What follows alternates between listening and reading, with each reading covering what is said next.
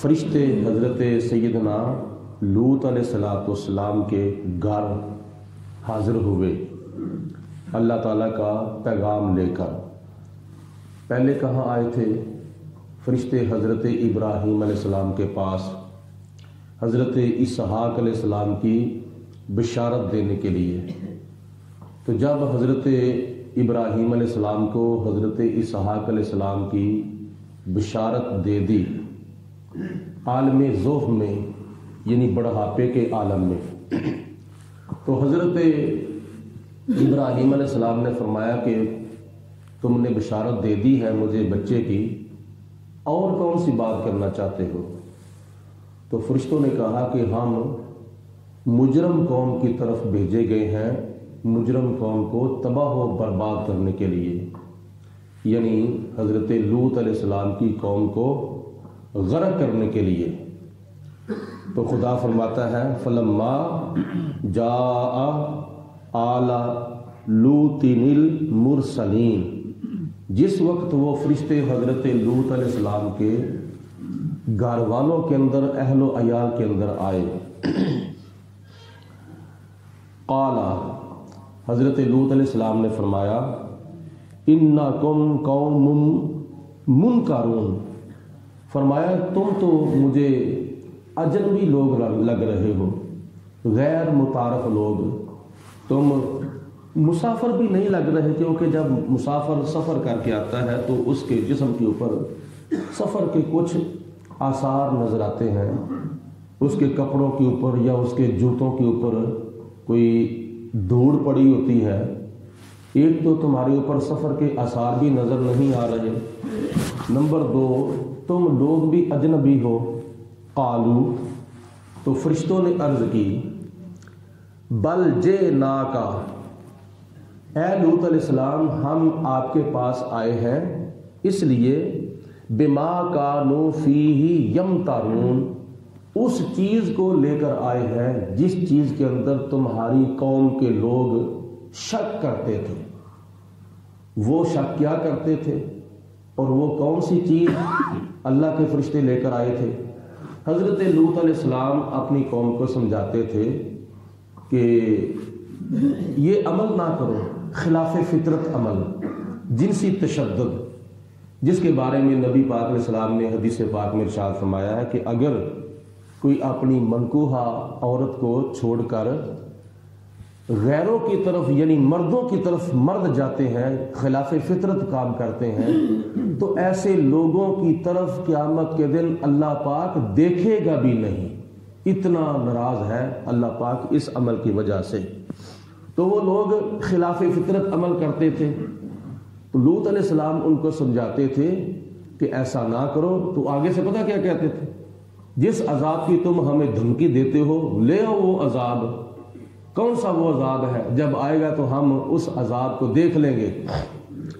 تو اللہ پاک نے ارشاد فرمایا کہ فرشتوں نے جا کر لوط علیہ السلام کو کہا کہ ہم وہ عذاب لے کر آئے ہیں جس عذاب کے بارے میں تمہاری قوم کے لوگ شک کرتے تھے۔ وَأَتَيْنَاكَ بِالْحَقِّ، اے لوط علیہ السلام ہم آپ کے پاس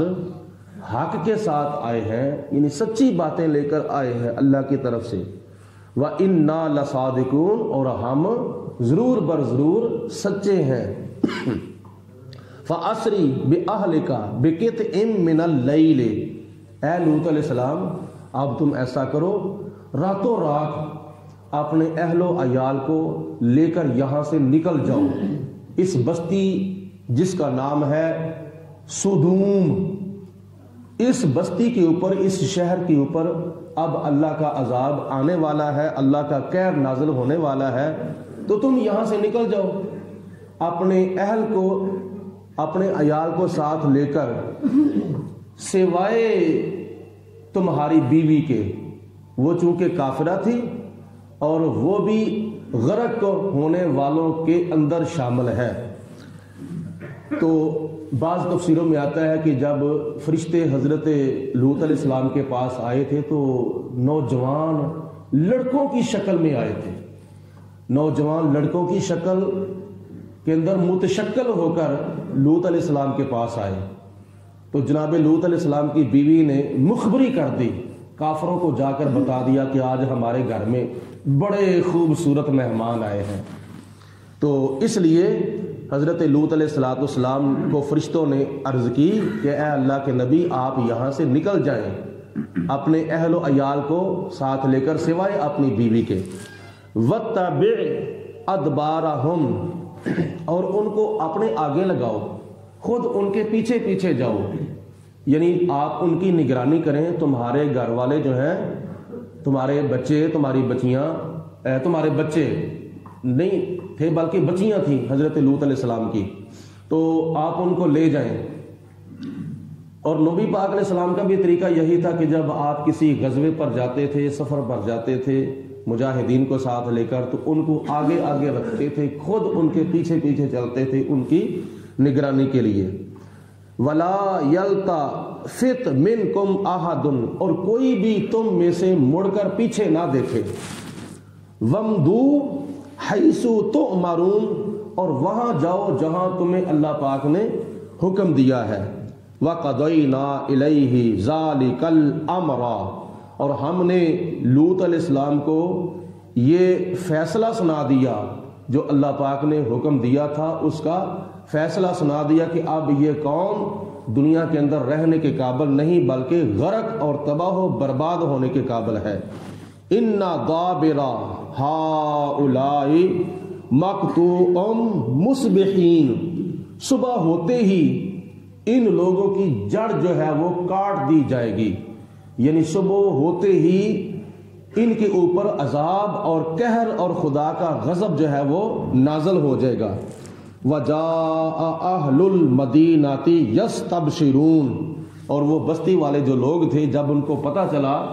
کہ حضرت لوط علیہ السلام کے گھر میں مہمان آئے ہیں اور وہ نوجوان ہیں اور بڑے خوبصورت ہیں، تو وہ بڑی خوشی کے ساتھ بھاگے بھاگے حضرت لوط علیہ السلام کے گھر میں آ گئے۔ قالا، حضرت لوط علیہ السلام نے فرمایا، ان ہؤلاء ضیفی، اے بستی والو، اے لوگو، یہ میرے مہمان ہیں، تو مہمان کا ادب کرنا چاہیے، مہمان کا احترام کرنا چاہیے، مہمان کی مہمان نوازی کرنی چاہیے، تو کچھ خیال کرو یہ میرے مہمان ہیں۔ فلا تفضحون، اور تم ان کے سامنے مجھے شرمندہ نہ کرو۔ واتقوا اللہ، اور اللہ تعالیٰ سے ڈرو، خلاف فطرت عمل کرنے سے پہلے اللہ پاک کی ذات بابرکات کا خوف اپنے دل کے اندر پیدا کر لو۔ ولا تحزون، اور مجھے ان کے سامنے رسوا نہ کرنا۔ قالو، تو بستی کے لوگوں نے کہا، اولم ننہک عن العالمین، کیا ہم نے آپ کو منع نہیں کیا تھا کہ لوگوں کو اپنے گھر میں نہ ٹھہرایا کرو، ہم نے آپ کو روکا تھا۔ قالا، حضرت لوط علیہ السلام نے ارشاد فرمایا، ہؤلاء بناتی ان کنتم فاعلین۔ اس کے بارے میں دو چیزیں ہیں، ایک تو آپ نے فرمایا کہ یہ میری قوم کی بیٹیاں ہیں، مطلب یہ ہے کہ اگر تمہیں اپنے خواہش پوری کرنے کا ارادہ رکھنا ہے تو یہ میری قوم کی بیٹیاں ہیں، ان کے ساتھ نکاح کر لو۔ قوم کی بیٹیوں سے مراد یہ ہے کہ قوم کے اندر جتنی بھی عورتیں تھیں غیر شادی شدہ، تو حضرت لوط علیہ السلام نے فرمایا کہ یہ میری بیٹیاں ہیں، کیونکہ نبی قوم کے باپوں کے برابر ہوتا ہے، جیسا کہ النبی اولا بالمؤمنین من انفسہم و ازواجہ امہاتہم، کہ نبی جو ہے وہ مومنوں کی جانوں سے بھی زیادہ ان کے قریب ہیں، اور ان کی بیویاں جو ہیں وہ مسلمانوں کی مائیں ہیں، یعنی نبی پاک علیہ السلام کی ازواج مطہرات جو ہیں وہ ہماری تمہاری قیامت تک آنے والے مسلمانوں کی مائیں ہیں۔ تو جب نبی کی بیوی امت کی ماں لگتی ہے تو پھر نبی خود باپ کی حیثیت رکھتا ہے۔ تو آپ نے فرمایا کہ یہ میری قوم کی بیٹیاں ہیں، یعنی میری بیٹیاں ہیں، ان کے ساتھ تم نکاح کر لو۔ اور دوسری بات یہ ہے کہ جن عورتوں کے ساتھ تم نے نکاح کیا ہے وہ میری بیٹیاں ہیں، لہٰذا تم ان سے اپنی خواہش پوری کر لو۔ جب خدا نے تمہیں ایک حلال چیز عطا فرمائی ہے تو حلال چیز کو چھوڑ کر تم حرام چیز کی طرف کیوں جاتے ہو؟ لَأَمْرُكَ إِنَّهُمْ لَفِي سَكَرَتِهِمْ يَعْمَهُونَ۔ اللہ تعالیٰ فرماتا ہے کہ اے میرے محبوب علیہ السلام، مجھے تیری جند جان کی قسم ہے، یہ لوگ اپنی گمراہی کے اندر بھٹک رہے ہیں۔ فَآخَذَتْهُمُ الصَّيْحَةُ مُشْرِقِينَ، جب صبح ہوئی، رات گزری، تو انہوں نے کیا محسوس کیا کہ ایک چیخ دردناک نکلی ہے، اور اس چیز کی وجہ سے وہ دہشت کے اندر مبتلا ہو گئے، یعنی جسم کے اوپر کپ کپی طاری ہو گئی، خوف زدہ ہو گئے اس چنگاڑ کی وجہ سے، اس دردناک چیخ کی وجہ سے۔ وہ کیا نام ہے، وہ لوگ متاثر ہو کر یہاں تک کہ مرنے کے قریب ہو گئے۔ تو اللہ پاک نے ارشاد فرمایا فَجَعَلْنَا عَالِيَهَا سَافِلَهَا، ہم نے ان کی بستی کا اوپر والا جو حصہ تھا وہ نیچے کر دیا تھا، یعنی اس قدر اللہ تعالیٰ نے عذاب بھیجا کہ فرشتوں کو حکم دیا کہ اس شہر صدوم کی گاچی کر لو چاروں طرف سے،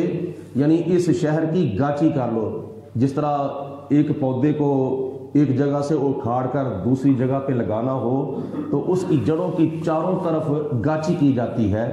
مٹی سمیت اس کو وہاں سے اکھاڑا جاتا ہے۔ اسی طرح اللہ پاک کی ذات بابرکات نے فرشتوں کو حکم دیا کہ اس بستی کو الٹا کر دو، یعنی نیچے والا پاسا، نیچے والی سائیڈ اوپر کر دو اور اوپر والا حصہ نیچے کر دو۔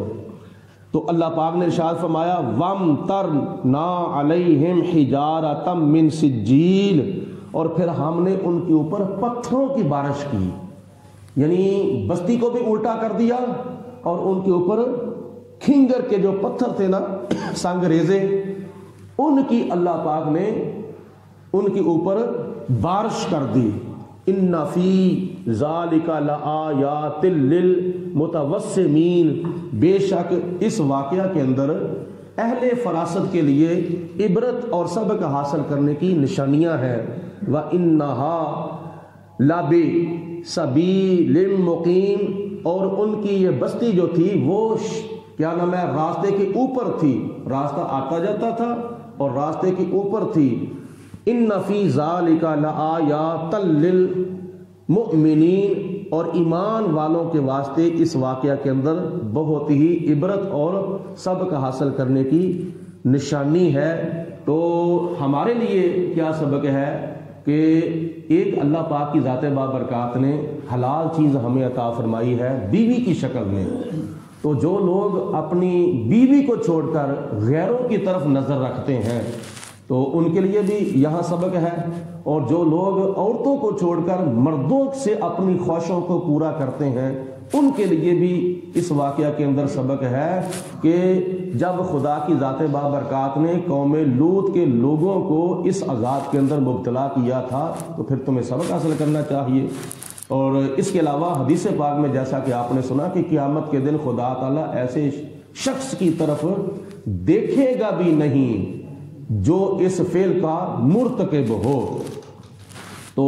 نبی پاک علیہ الصلوۃ والسلام نے فرمایا کہ اس فعل سے بچنے کے لیے، اپنی خواہش پوری کرنے کے لیے، نوجوانوں نکاح کرو، جو تمہارے اندر نکاح کی طاقت رکھتا ہے اس کو نکاح کرنا چاہیے۔ ویسے بھی نبی پاک علیہ الصلوۃ والسلام نے ارشاد فرمایا کہ تمہاری اولاد کے حقوق میں سے تمہارے اوپر ایک حق یہ بھی ہے کہ اپنے بچوں کا اور اپنی بچیوں کا نکاح کرو تاکہ وہ گناہوں سے بچ جائیں اور حلال چیز اختیار کریں، حرام سے